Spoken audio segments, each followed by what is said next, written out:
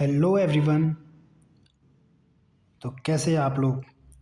उम्मीद करता हूँ कि आप सभी ठीक होंगे और लगभग लगभग पढ़ाई हो चुकी होगी आप लोगों की, क्योंकि आर का पेपर है परसों। और जो लोग नहीं पढ़े हैं तो शायद इस वीडियो का ही इंतज़ार कर रहे थे। तो लास्ट टाइम के लिए आ चुका है ये हमारा रिविज़न शॉर्ट वीडियो। तो हम लोग कवर करेंगे यूनिट 5। यूनिट 1, 2, 3 हो चुकी है, 4, 5 रह गया है।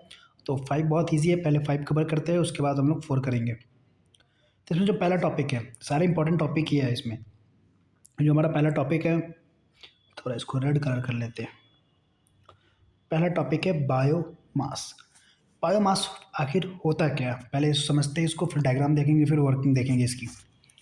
तो बायोमास हमारा वो ऑर्गेनिक मटेरियल होता है, मतलब वो ऑर्गेनिक मटेरियल जो नेचर में पाया जाता है, जैसे कि प्लांट, एनिमल्स और उनके वेस्ट से जो भी मिलता है, जो भी एनिमल वेस्ट होता है या ह्यूमन वेस्ट होता है, उनसे जो भी ऑर्गेनिक मटेरियल मिलता है, इसमें स्टोर्ड केमिकल एनर्जी होती है जो फोटोसिंथेसिस के थ्रू आती है। तो जो हमारा बायोमास है, एक तरीके क्या होता है, एक ऑर्गेनिक मटेरियल होता है जो किसी प्लांट, एनिमल या उनके वेस्ट से हमें मिलता रहता है। इसके अंदर एक केमिकल एनर्जी होती है जो हम लोग यूटिलाइज करते हैं अपने जो भी हमारा डिज़ायर्ड एनर्जी हमको चाहिए उसके लिए। जैसे कि एक इसका जीता जाता एग्जांपल है हमारा काऊ डंग। जब देखते हैं काऊ डंग सूख जाता है तो जो वो बनती है उसको हम लोग जला के हम लोग यूज़ कर सकते हैं। वो क्या हमारा बायोमास है। जैसे लकड़ी होती है सॉरी, जैसे हमारे पास जो वुड होता है उसको जलाते हैं तो हमें एनर्जी मिलती है, वही हमारा क्या बायोमास है। हम लोग चलते थोड़ा इसका डायग्राम देखते हैं। हमारे पास क्या है, एक हमारा इसमें जिसमें वेस्ट रखा जाता है। वेस्ट हमारा इस डिवोलेटाइजेशन रिएक्टर के अंदर आता है। फिर ये यहाँ से हमारा बॉयलर के अंदर आता है और यहाँ पे फायर मतलब इसको हीट करते रहता है। जिससे हीट होता है, यहाँ से स्टीम जाती है, बॉयलर से टरबाइन पे रोटेट करती है, और टरबाइन जब नचता है तो जनरेटर नचता है, घूम फिर के बात हो जाती है कि इलेक्ट्रिसिटी जनरेट होती है यहाँ पे। अब हम लोग चलते हैं इसकी, देखते हैं अवेबिलिटी ऑफ बायोमास। तो हम लोग बात करेंगे अवेबिलिटी ऑफ बायोमास। जैसे कि जो भी एग्रीकल्चरल वेस्ट होता है, जैसे कि राइस हस्क, जो चावल का जो देखते हो जब चावल निकलता है तो उसका जो बचता है, जैसे व्हीट स्ट्रॉ, जब गेहूँ निकालने के बाद जो उसको स्ट्रॉ जो पाइप बच जाती है, और शुगर केन बैगेसेस, वो सारी चीज़ें। उसके बाद हमारा होता है एनिमल डंग, जैसे कि काऊ डंग हो गया जो बायोगैस प्रोड्यूस करता है। फॉरेस्ट रेसिड्यू मतलब जंगल काटे जैसे पेड़ पौधे ये सब। फिर आता है म्यूनसिपल सॉलिड वेस्ट, जैसे कि जिसको हम कचरा उचरा फेंकते हैं वो हमारा हो जाता है म्यूनसिपल सॉलिड वेस्ट, जो कि हमारा ऑर्गेनिक पार्ट होता है। अब पढ़ते हैं हम लोग कन्वर्जन थ्योरी, मतलब बायोमास से एनर्जी में कैसे बनाया जाता है इसको। तो जो पहला है, इसके अंदर हम लोग कंबसन करते हैं। कंबसन मतलब क्या होता है, जो भी बायोमास होता है ना उसको हम लोग क्या करते हैं, बर्न करके हीट हीट बनाते हैं। जैसे मान लो कि बायोमास हमारे पास लकड़ी है, तो लकड़ी को क्या करते हैं हम लोग जलाते हैं। जलाने के बाद उसका हीट का कहाँ यूज़ करते हैं, जैसे कोई पानी गर्म किए, स्टीम बना, और स्टीम बना तो जब स्टीम टरबाइन पे लगा, जब टरबाइन पे लगा तो इलेक्ट्रिसिटी प्रोड्यूस हुआ, मतलब ये जनरेटर को नचाता है और इलेक्ट्रिसिटी प्रोड्यूस होता है। लगभग हम सारे यूनिट में एक ही चीज़ देख रहे हैं, जो हमारा मेन मकसद है वो इलेक्ट्रिसिटी प्रोड्यूस करना। कभी हम लोग डायरेक्ट इलेक्ट्रिसिटी प्रोड्यूस कर रहे हैं सनलाइट से, तो कभी जो मेन चीज़ हमें याद रखना है, बहुत लोग जो जिसको समझ में आएगा उसके लिए तो सही है, जो जिसको मतलब थोड़ा समझ में नहीं आ रहा उसके लिए क्या है कि जैसे हमारे पास, जैसे मान के चलो कि हमारा टरबाइन है और ये हमारा लगा हुआ है किससे, जनरेटर से। जब जब स्टीम इस पर पड़ती है ना तो ये रोटेट होता है, ऐसे रोटेट हुआ तो साथ साथ में ये जनरेटर का भी लगा हुआ है, तो जनरेटर भी रोटेट होगा, और जनरेटर पता है ये क्या करता है, इलेक्ट्रिसिटी बनाता है। तो वही चीज़ है, मैकेनिकल एनर्जी को इलेक्ट्रिकल एनर्जी में कन्वर्ट करता है। तो हर चीज़ में हम लोग यही कर रहे हैं, बायोमास जला रहे हैं, हीट मिल रहा है, हीट से स्टीम मिल रहा है हमको, स्टीम से टरबाइन पे लगा रहे हैं, टरबाइन पे हमारा इलेक्ट्रिसिटी प्रोड्यूस कर रहा है जनरेटर के थ्रू। फिर आता है हमारा गैसिफिकेशन। लिमिटेड ऑक्सीजन में बायोमास एक प्रोड्यूसर गैस होता है। लिमिटेड ऑक्सीजन में क्या करते हैं, जब बायोमास लिमिटेड ऑक्सीजन में हम लोग जैसे सॉरी, जब हम लिमिटेड ऑक्सीजन के साथ बायोमास को जब हम लोग बर्न करते हैं तो क्या होता है, हमारे पास गैस प्रोड्यूस होती है। और गैस कौन कौन सी प्रोड्यूस होती है, जैसे कि मोस्टली इसमें कार्बन मोनोऑक्साइड मिलता है हमारा, हाइड्रोजन गैस मिलती है, मीथेन गैस मिलती है। अब आता है एनएरोबिक डाइजेशन। एनएरोबिक डाइजेशन का मतलब होता है कि ऑक्सीजन के बिना बैक्टीरिया, मतलब ऑक्सीजन के कांटेक्ट में ना आने के बाद जो बैक्टीरिया लगती है जिससे बायोगैस बनती है, जैसे कि मीथेन हो गया या कार्बन डाइऑक्साइड, वो हमारा एनएरोबिक डाइजेशन के अंदर आता है। अब बायोमास जो भी हमारा बायोमास है उसके एडवांटेज क्या है? रिन्यूएबल सोर्स है। जो भी हमारा रिन्यूएबल सोर्स है मतलब कभी ख़त्म नहीं होता और इसको बनने में बहुत कम टाइम लगता है। वेस्ट यूटिलाइजेशन, जो भी हम लोग कचरा कूड़ा फेंकते हैं उसका अच्छे तरीके से यूटिलाइज होता है मतलब एनर्जी बनाने में। और जो भी हमारा रूरल एम्प्लॉयमेंट जनरेशन होता है, मतलब जो भी हमारा गांव साइड का जो एरिया होता है उसके अंदर क्या तो एम्प्लॉयमेंट मिलता है, जाकि कूड़ा चुनने के लिए उसको जलाने के लिए एक फैक्ट्री खड़ी होती है जिसमें गांव के लोगों को रोजगार मिलती है इसके अंदर। लिमिटेशंस क्या है? लार्ज लैंड रिक्वायरमेंट्स, बहुत ज़्यादा जगह चाहिए कूड़े को रखने के लिए। सीजनल अवेलेबिलिटी, कूड़ा कभी मिलता है कभी नहीं मिलता है। Low efficiency compare to fossil fuel, इसकी जो एफिशिएंसी होती है जो भी फॉसिल फ्यूल होते हैं उसके कंपैरिजन में अगर इसकी एफिशिएंसी देखी जाए तो बहुत ही कम होती है। तो हमारा एक इंपॉर्टेंट टॉपिक यहाँ पे कवर हो गया, बायोमास, बहुत ही ज़्यादा इंपॉर्टेंट है।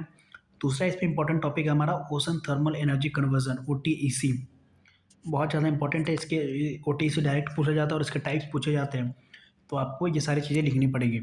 OTEC, ocean thermal energy conversion, होता क्या है? ओटे ये एक तरीके की टेक्नोलॉजी है जो हम ओशन में क्या करते हैं, जैसे समुद्र के अंदर आप देखते होंगे कि जो ऊपर का जो लेयर होता है, जैसे मान लो कि हमारे पास ये समुद्र का वो सरफेस है, तो यहाँ पे तो हॉट वाटर रहता है, लेकिन जैसे जैसे हम डीप जाते हैं यहाँ पे कोल्ड वाटर होता है। तो हॉट और कोल्ड वाटर जब होता है तो हम लोग क्या करते हैं, इस टेम्परेचर डिफरेंस का यूज़ करके हम लोग समुद्र के पानी को ही हीट करते हैं। समुद्र का पानी जब हीट होता है तो हीट होकर क्या बनता है? वेपर बनता है। वेपर बनता है तो हमको पता है कि उस वेपर का जो स्टीम बना है उसका क्या यूज़ करेंगे, उसको टरबाइन पे लगाएंगे। टरबाइन पे जब लगेगा तो टरबाइन जनरेटर से कनेक्ट है, जब जनरेटर से कनेक्ट है तो हमारा क्या बनेगा? इलेक्ट्रिसिटी बनेगा। यही प्रोसेस होता है ओशन थर्मल के अंदर। इस जो मेन प्रिंसिपल है इसका, ये काम करता है हमारा टेम्परेचर डिफरेंस के ऊपर। ये पॉइंट हमेशा याद रखिए कि जब भी टेम्परेचर डिफरेंस होता है लो या हाई, जैसे कि सरफेस पे ज़्यादा टेम्परेचर होता है और डेप्थ में हमारा टेम्परेचर जो होता है बहुत ही कोल्ड होता है, मतलब ठंडा होता है। तो जो बाहर वाला टेम्परेचर, नीचे वाला जो टेम्परेचर होता है, उस टेम्परेचर डिफरेंस हम लोग क्या करते हैं? हीट प्रोड्यूस करते हैं और उस हीट का यूज़ हम लोग करते हैं कोई भी लिक्विड, जो भी वर्किंग लिक्विड होती है उसको हीट करने के लिए, ताकि स्टीम में कन्वर्ट हो। स्टीम में जब कन्वर्ट होगा तो उसको जो उस हीट जो भी वो हमारा वो स्टीम है उसको हम लोग टरबाइन पे स्ट्राइक करवाएंगे। जब टरबाइन पे लगेगा वो स्टीम तो टरबाइन रोटेट होगा। जब टरबाइन रोटेट होगा तो हमारा क्या होगा? इलेक्ट्रिसिटी प्रोड्यूस होगा बाई जनरेटर। यही चीज़ें हैं यहाँ पे लिखी गई हैं, एक बार पढ़ लेता हूँ। एक टेक्नोलॉजी है ओशन में जो वार्म सरफेस होता है, warm surface water and cold deep water के टेम्परेचर डिफरेंस से इलेक्ट्रिसिटी जनरेट की जाती है इसके अंदर। अवेबिलिटी और ट्रॉपिकल रीजन, जैसे 20 डिग्री नॉर्थ से लेकर 20 डिग्री साउथ के बीच में होती हैं। जैसे इंडिया में अंडमान और निकोबार है वहाँ पे मिलती है इसकी। Minimum 20 degree Celsius temperature difference required, मतलब इस टेक्नोलॉजी को या इस डिवाइस को चलाने के लिए जो मिनिमम टेम्परेचर चाहिए हमें वो 20 डिग्री सेल्सियस चाहिए। तो जो मिनिमम टेम्परेचर रिक्वायरमेंट होती है वो 20 डिग्री सेल्सियस होती है। तो हम लोग चलते हैं अब इसके आगे देखते हैं हम। आई थिंक छोटा नहीं हो पा रहा। हम लोग इसकी वर्किंग को समझते हैं। जैसे देखो यहाँ पे हमारा वार्म सी वाटर जाता है, जैसे मान लो कि ये सरफेस है और इधर हमारा ये डीप डीप साइड में है। थोड़ा इसको नीचे बनाना चाहिए था डायग्राम, लेकिन ऊपर बन गया है। जैसे मान लो कि सरफेस है, सरफेस पे क्या होता है हमारा, ये वार्म सी वाटर आया, इवेपरेटर होता है, इसमें पानी हमारा जो भी लिक्विड हम लोग यूज़ करें वर्किंग लिक्विड वो इवेपरेट होता है, स्टीम बनता है। स्टीम बनने के बाद कहाँ जाता है? स्टीम बनने के बाद ये गया यहाँ से, और स्टीम बनने के बाद टरबाइन पे मारा। टरबाइन पे यहाँ पे होती है हमारी जनरेटर, जनरेटर से इलेक्ट्रिसिटी जनरेट होती है। अब जो भी लिक्विड आई है वो यहाँ से, जो भी हमारा स्टीम है वो यहाँ पे आएगा, और जो भी हमारा कोल्ड सी वाटर है, जो भी हमारा कोल्ड सी वाटर है वो क्या करता है? इसको कंडेंस करता है। कंडेंस का मतलब होता है जैसे जो गर्म गैस को, जो हमारा हॉट गैस होता है जिसको हम लोग स्टीम बोलते हैं, उसको कंडेंस किया जाता है, ठंडा किया जाता है, तो क्या करता है? लिक्विड में वो लिक्विड में कन्वर्ट हो जाता है। फिर ये लिक्विड क्या होता है? वर्किंग फ्लूइड पंप के थ्रू फिर से पंप किया जाता है ताकि ये प्रोसेस रिपीट होता रहे। अब हम लोग चलते वर्किंग देखते थोड़ा। पहला है कि जो हमारा ओशन का जो सरफेस होता है वो वार्म सी वाटर से, मतलब जो भी हमारा ओशन ओशन का जो सरफेस होता है वहाँ से वार्म सी वाटर लिया जाता है। वार्म सी वाटर की हीट से अमोनिया लिक्विड से वेपर गैस में कन्वर्ट किया जाता है। हम लोग यहाँ पे वर्किंग लिक्विड कौन सा ले रहे हैं? अमोनिया। अमोनिया लिक्विड हम लोग लेते हैं, उसको वेपर गैस में कन्वर्ट किया जाता है। मतलब जो भी वार्म वाटर लेते हैं हम लोग, अमोनिया इसलिए लेते हैं क्योंकि ये कम, मतलब कम टेम्परेचर पे क्या होता है, स्टीम में कन्वर्ट हो जाता है, इसलिए हम लोग इस अमोनिया का यूज़ करते हैं। तो जो भी वार्म सी वाटर होता है उससे अमोनिया को हीट करते हैं, वो लिक्विड से किस में कन्वर्ट होता है? वेपर में कन्वर्ट होता है। और पहला प्रोसेस क्या था, ओशन से हम लोग क्या किए, ओशन के सरफेस से वार्म वाटर लिए, उस वार्म वाटर का हम लोग यूज़ किए, हीट मतलब जो भी अमोनिया लिक्विड था उसको कन्वर्ट किए स्टीम में। अब हाई प्रेशर अमोनिया वेपर क्या करेगा, जाकर टरबाइन पे स्ट्राइक करेगा। जब टरबाइन पे लगेगा, जैसे ब्लेड है, इस ब्लेड पे लगेगा ऐसे, तो ये ब्लेड क्या होगा, रोटेट होगा और यहाँ से जनरेटर कन्वर्ट होता है। जब टरबाइन जनरेटर से कनेक्टेड होता है, यहाँ पे जो इलेक्ट्रिसिटी जनरेट होता है। बस एक यही वर्किंग है इसकी। अब सी के 800 से लेके 1000 मीटर डेप्थ से कोल्ड सी वाटर पंप किया जाता है।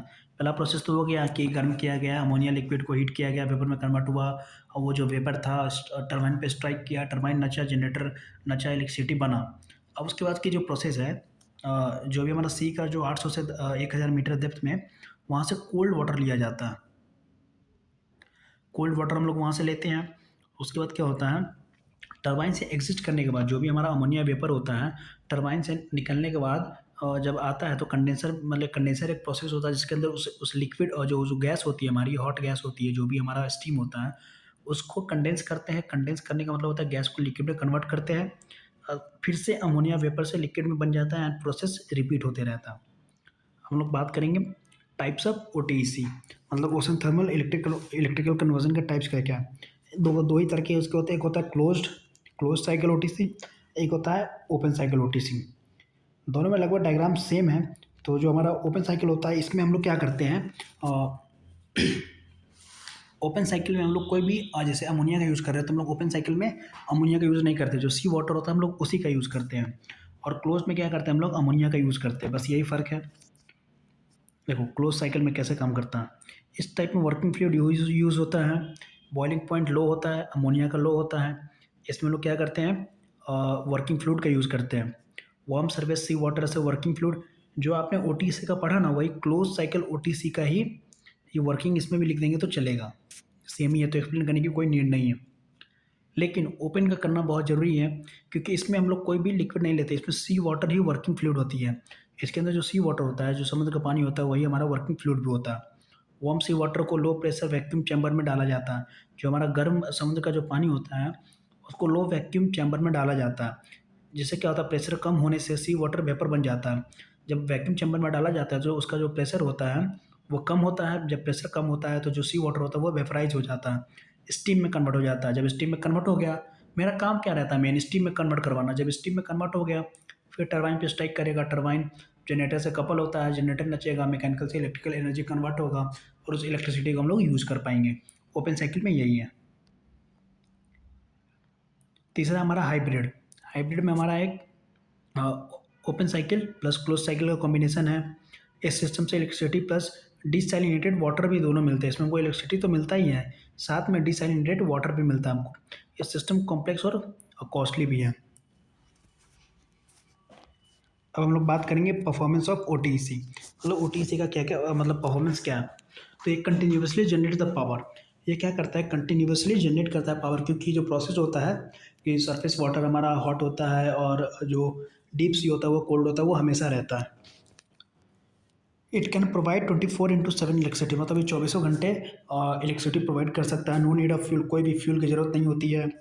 ऑपरेटिंग कॉस्ट इज जीरो, जो भी ऑपरेटिंग कॉस्ट है, क्योंकि हमें फ्यूल चलाना ही नहीं पड़ता है तो ऑपरेटिंग कॉस्ट जीरो हो गया। फिर हमारे पास है इन्वायरमेंटल पॉल्यूशन जीरो, जो भी इन्वायरमेंट को जो नुकसान करता है एकदम जीरो करता है, नेग्लिजिबल करता है, मतलब करता ही नहीं है। जो भी हमारा ओटीसी प्लांट्स होता है उसका लाइफ स्पैन लॉन्ग होता है लगभग, और इसकी जो एफिशिएंसी होती है वो 3 से 4% होती है। हम लोग बात करेंगे लिमिटेशंस ऑफ ओटीसी, मतलब जो भी हमारा ओशन थर्मल इलेक्ट्रिकल कन्वर्जन है उसके क्या क्या लिमिटेशंस हैं। तो ओटीसी के लिए मिनिमम 20 डिग्री सेल्सियस की रिक्वायरमेंट जो है, कि जो टेम्परेचर डिफरेंस होगा वो मिनिमम कितना होगा, 20 डिग्री। अगर 19-18 भी होता है तो ये काम नहीं करेगा। सिस्टम की जो थर्मल एफिशिएंसी होती है बहुत कम होती है, और इनिशियल कॉस्ट बहुत ज़्यादा हाई होता है। जो सेटअप करना होता है वो बहुत ज़्यादा हाई होता है।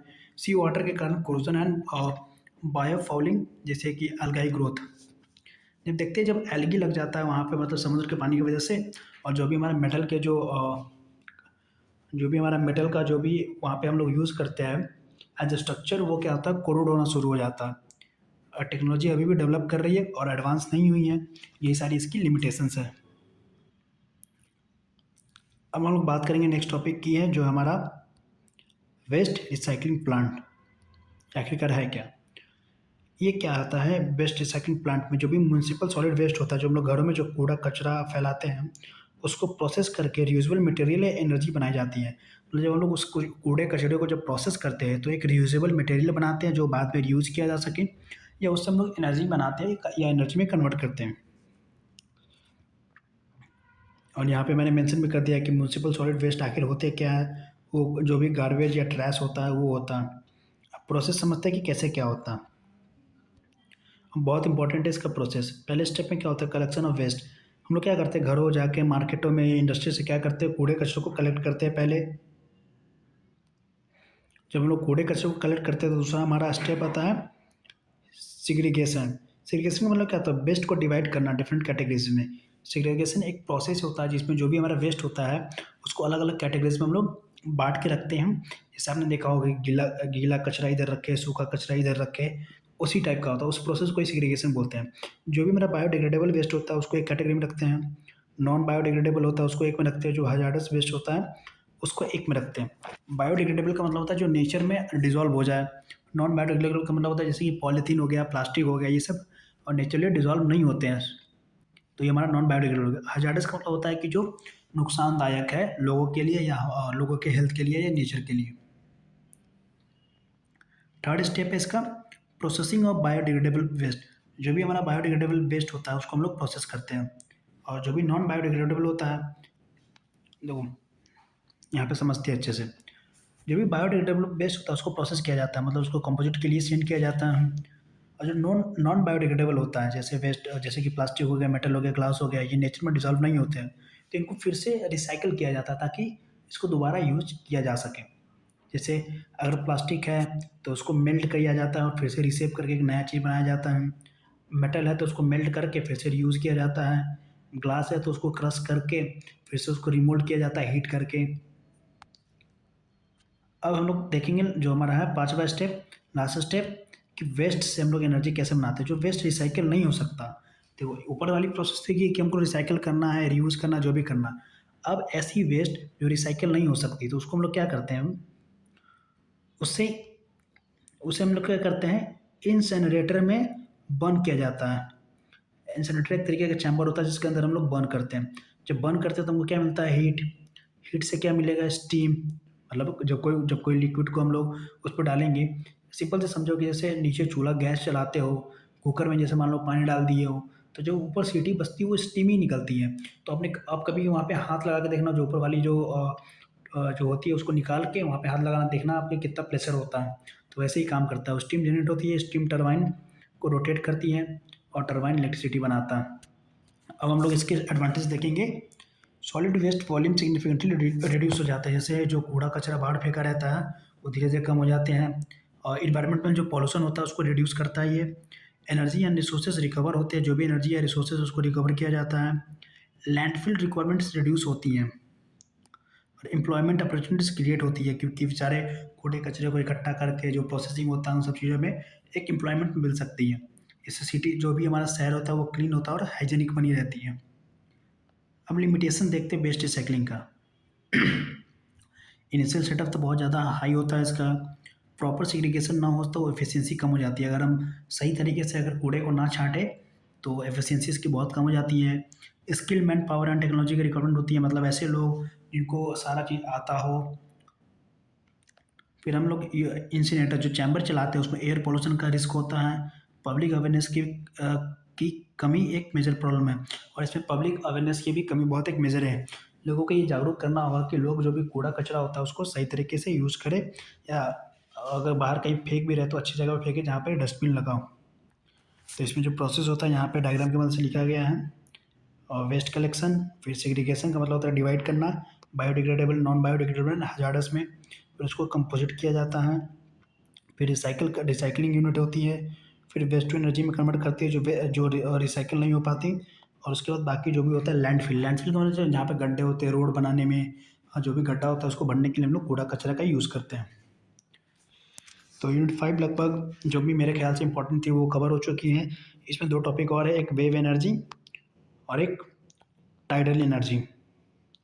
तो वो लोग आप लोग कहीं से देख लीजिएगा। टाइडल एनर्जी मैं बता देता हूँ, जो भी हाई टाइड्स या लो टाइड्स मतलब जो समुद्र में जो लहरें उठती हैं जाती हैं, इसमें क्या होता है हम लोग इसमें एक छोटा सा हम लोग क्या करते हैं, डैम बनाते हैं।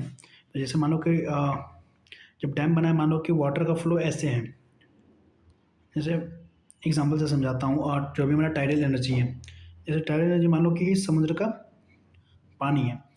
अब ये जैसे मान लो कि एक लेवल पे ऐसे पानी है लेवल पे। अब हम लोग क्या है कि यहाँ पे कंक्रीट से बना दिए, क्या हम लोग ने कंक्रीट से बना दिया एक डैम छोटा सा।